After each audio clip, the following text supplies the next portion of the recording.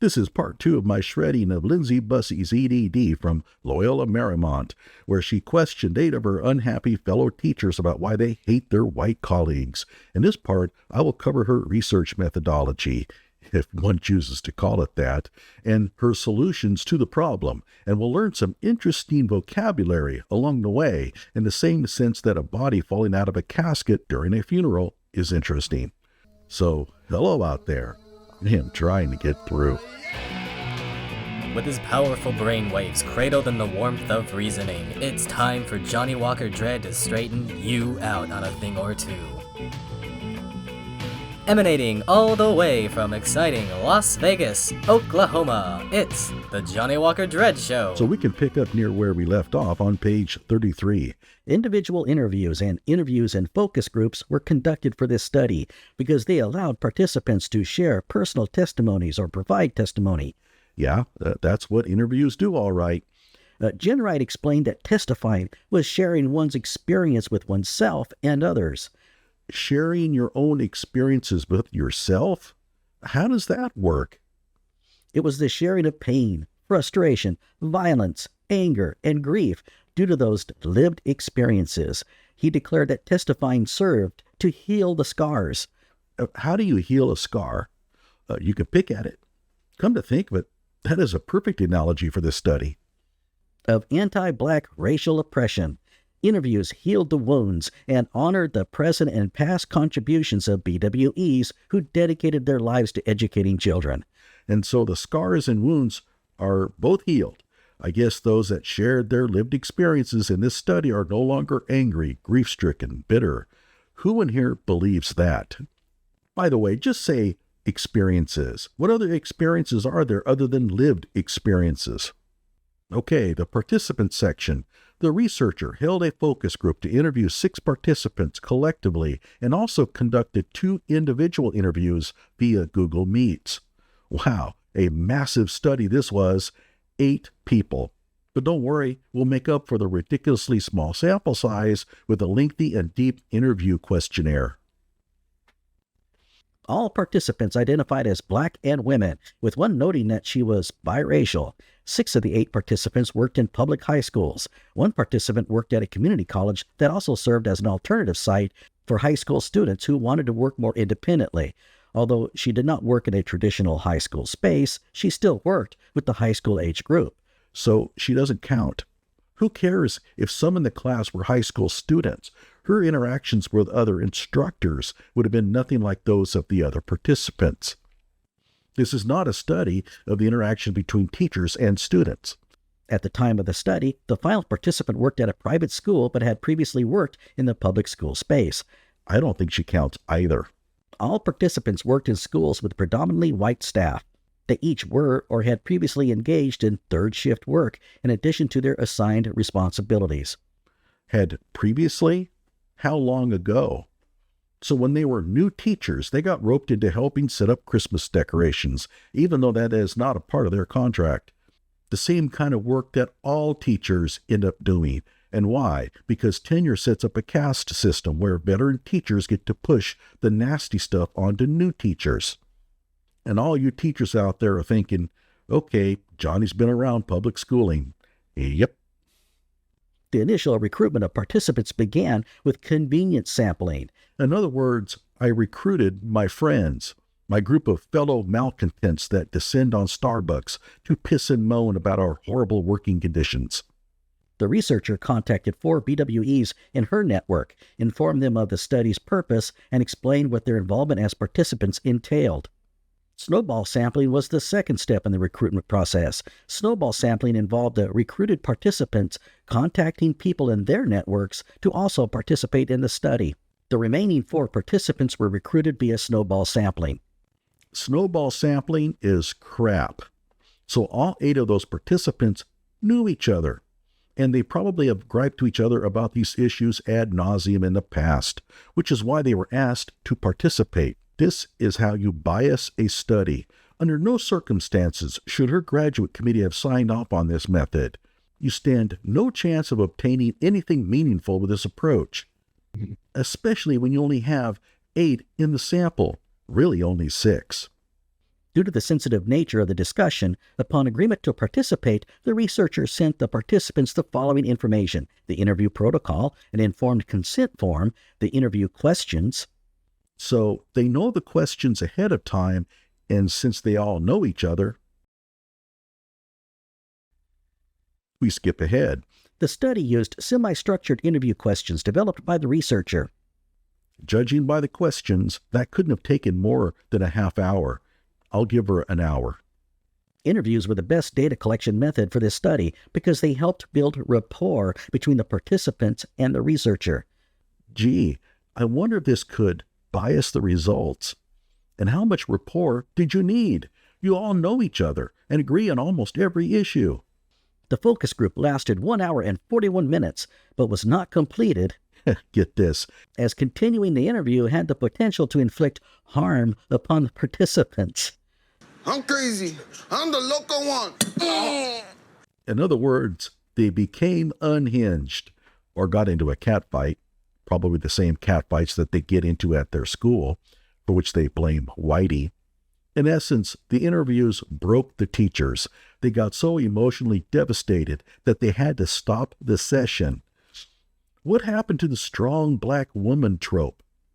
Upon agreement from the group, the last 5 questions were responded to via written responses or voice notes and emailed to the researcher. A much safer alternative to putting them back in the same room. The questions, by the way, are interesting in their own right. There are only 11 of them. 11. Number 1, how long have you been a teacher? Okay, pretty easy. Number 2, what made you want to become a teacher? Easy. Number 3, were there certain factors such as pay or geographical location that led to your decision to work in a school with a predominantly white staff? And we'll find out that it's pay. Number 4, what artifact did you bring with you today and why? So far, these have been some, really tough questions. I can see why it took nearly 2 hours to conduct this session.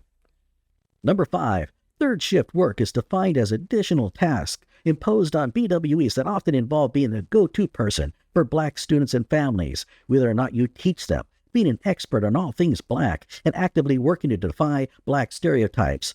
Okay, so let's just front load the kind of responses we want to hear at the outset. This is called leading a witness. Gee, how does one bias a study? I have no idea. What kind of third shift work do you participate in at your site or district? And of course, the answer presumes that third shift work is being currently performed by the respondent, a loaded question. But she knows that they all think they were assigned to third shift work because she knew them before the study. They were chosen because they're champion bellyachers. Number 6, have you or any other BWEs that you know experienced any physical, psychological, or physiological effects that you perceive to be directly connected to the conditions of your employment? That you know? Seriously? Have you or any other BWEs that you know? So we're allowing hearsay evidence in? So what's the sample size now? It was 8, but if we're allowing testimony from those you know, how many participants does the data represent? Remember, her graduate committee signed off on these questions. The IRB would have examined them as well, and the obvious problems got by all of them. That's as far as they got when the focus session turned into a mad dash for therapists. And if you think I'm joking, hang on. It took them nearly 2 hours to get through these questions, but then the interviewer thought real harm would be inflicted on the participants if they dared answer the remainder. What were these remaining questions? Number 7, what conditions do you need to make you feel safe and to help you heal as a black woman educator? A loaded question that assumes the participant doesn't feel safe. Number 8, can you tell me about a time when you were excluded or dismissed by white colleagues? Another loaded question that assumes the existence of such.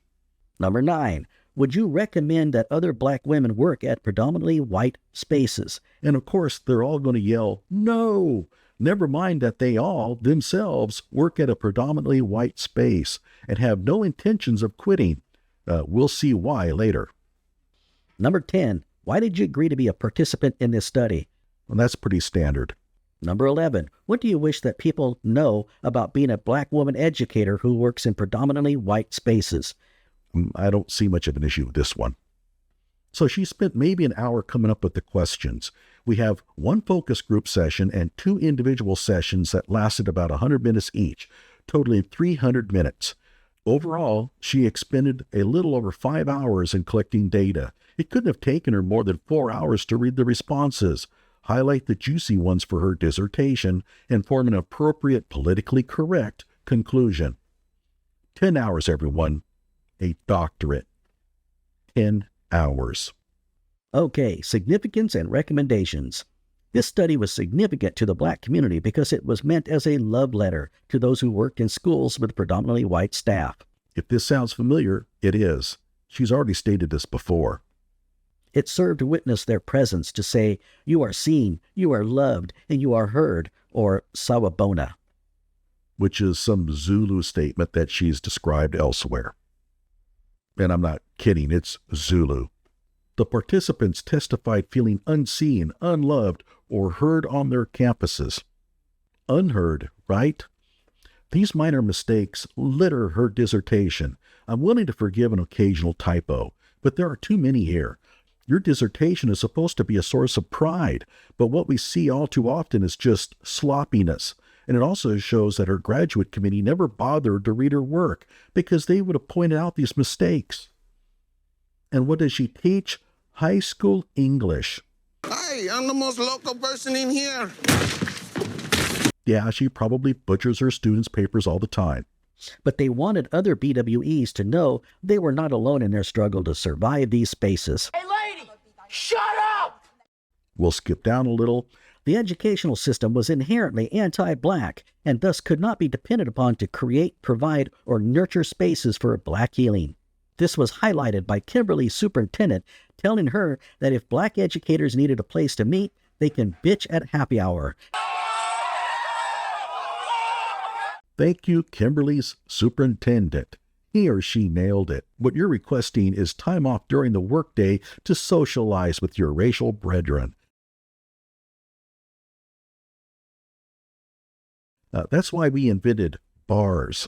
That's what you do when you're all pissed off about your workplace. You go to a bar after work, get a little drunk, say shit about your colleagues that you hope doesn't get repeated, and then go home to sleep it off. The real culprit here is the slave gene, because back in slavery days, female slaves were always asking for places to hold therapy sessions, and this got encoded into their genetic makeup. Plantation owners would say, no, you can talk while you're working, which explains why administrators deny these requests, because the plantation owner gene got encoded into them. I have a better idea. Focus on your work and quit muttering about your colleagues. Teaching is a hard job, so bury your mind into the task. Think about how you can teach better, implement new methods, test their effectiveness, and center your time around what's best for the student. Most of all, cut the bitterness studies curriculum. It won't solve any of your problems, and it will simply make your day seem longer than it truly is. By the way, notice that Bussey here is calling Kimberly's superintendent anti-black. She doesn't know the superintendent. She's not quoting anything Kimberly said. She just assumes it, all because the superintendent denied Kimberly's request for a dedicated safe space.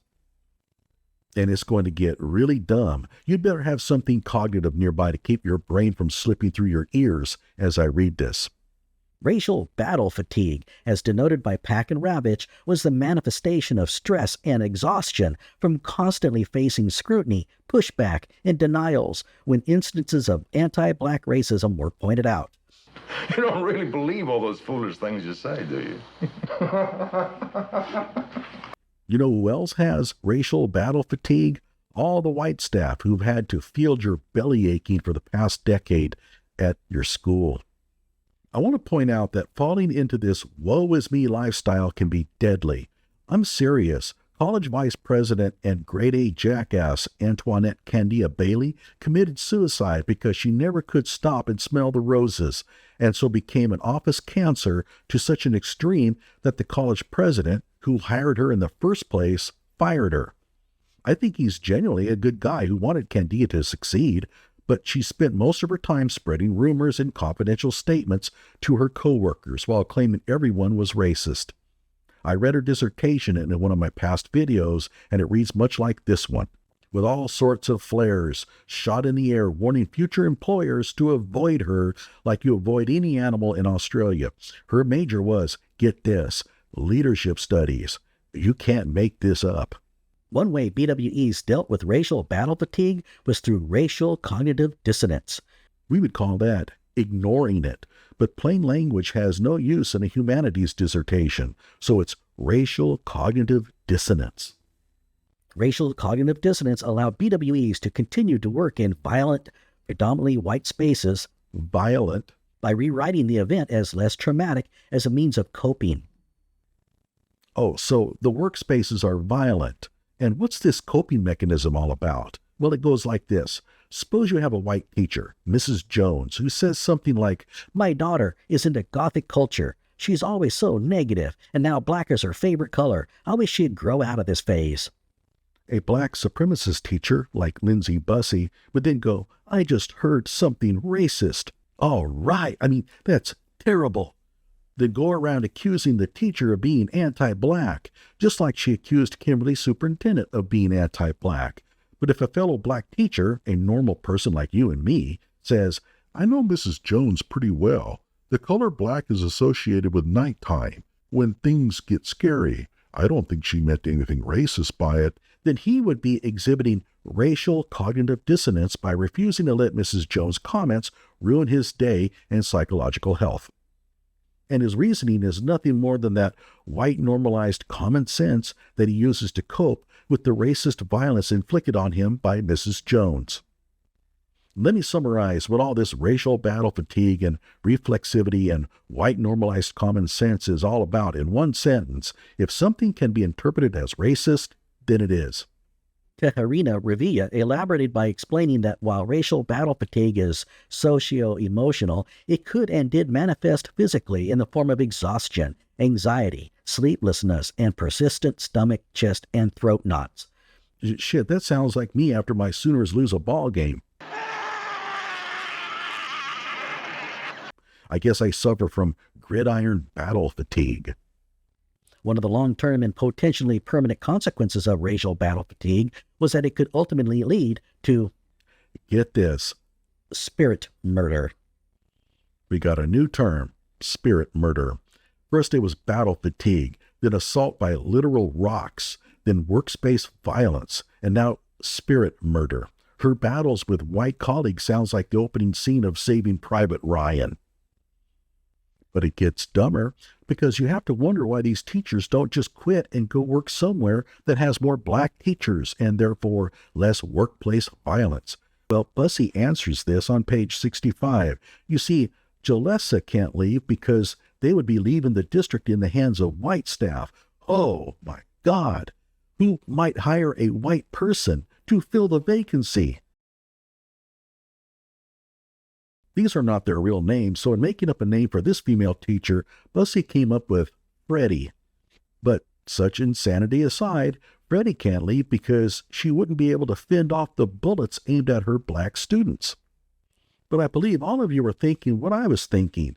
This ain't it. There must be another reason for these teachers to endure their never-ending charge up San Juan Hill. And voila, the golden handcuffs. You see, the districts where they work pay more than the other districts, and this racism holds them captive. It's like slavery. So if I choose to work in Hayward, I would take a pay cut, Jalessa continued. I have to think about what am I sacrificing in order to teach in a community that would value of my skill set, or even for me to be valued because I'm not valued where I currently am at. Wait, what do you mean you're not valued? You're not only paid, you're paid so well that you refuse to leave. The district where you currently work pays you a lot more than the other district, which prevents you from leaving the district that doesn't value you to a district that does, even though they'll pay you less. Loco!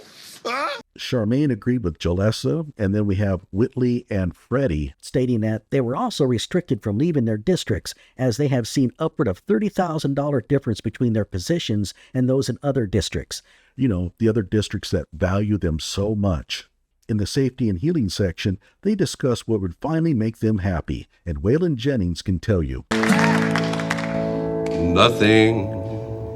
Lena explained that Safety would look like trusting the teacher, taking, I don't want to say siding with the teacher, but siding with the teacher.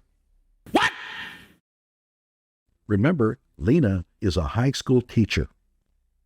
So they want to be trusted, which sounds reasonable enough, but then Freddie says, Like, when I tell people that something is racist, they need to believe me off the rip. You get the idea of what this is all about. They want the freedom to make unquestioned accusations. If Mr. Lewis holds a senior position they want, or Mrs. Smith teaches the students they would prefer having in their classroom, or if these teachers just refuse to go along with their ideas, you know what's going to happen. They also want taxpayers to fix their mental health problems, which sound considerable to no one's surprise. Several of the women saw black women therapists, so they did not have to explain the nuances of blackness or how the intersections of race and gender discrimination affected them. And the others saw non-black women therapists. So how many of these women are seeing therapists? Kinu pointed out that for black women, like, the mental weight that we carry is extensive. Like, I just need more time just to disconnect, and I don't want to have to waste taking my sick leave because, like, I need more time. So basically, she wants to be able to go to therapy during the workday and then not count that as sick leave. And what kind of therapy are they demanding? Well, Lena wants, Acupuncture and chiropractic treatments. and yes, the double T in there is another typo. Once a month, once a marking period, 2 times a semester, or something of that sort to offer healing for teachers. Just remember, when they're not grousing about their white colleagues, they're complimenting each other for being strong black women. And naturally, they want trainings. Not for themselves, mind you. No, they're the normal ones. It's the other ones who need training. The ones that get through life without becoming an office cancer. Those are the ones that need fixing. Kinu called for educators to address their implicit bias. Teaching is too content-focused. Yeah, we need to divert funding from training that helps teachers improve their pedagogy to this nonsense. But how can we keep teaching content, especially if you're a white person and you're not thinking about race? How is that not at the forefront of your mind in every interaction and anything you create? Probably because your job responsibilities center on the academic progress of your students, you idiot. How can I focus on teaching content if I'm a math teacher? Oh, I don't know. I figured that I was hired to help my students learn math, so that's what I teach them. Residents of the county are less concerned about my office squabbles with other teachers. In fact, when I focus on my teaching and avoid picking fights with my colleagues, I have fewer office squabbles. Lena named a specific training she thought would be beneficial, SURJ, Surge, which stands for Showing Up for Racial Justice. It should be mandatory for all white educators to go through anti-racist training. Like they don't already. They can identify their micro and macro aggressions, especially white women, using their tears as a weapon. That is what I need to feel safe. So you have your white female colleagues crying, tears streaming down their faces because of their interactions with you, and yet you're the one that needs protecting? Whitney included that the importance of training was to create co-conspirators. Truer words have never been spoken. So if you're a district administrator and you support the hiring of any of these women, you're a fool. And if you're on the school board and you approve of their hiring, you're an even bigger fool. Don't go down the Ian Roberts path. Like my video and subscribe to my channel.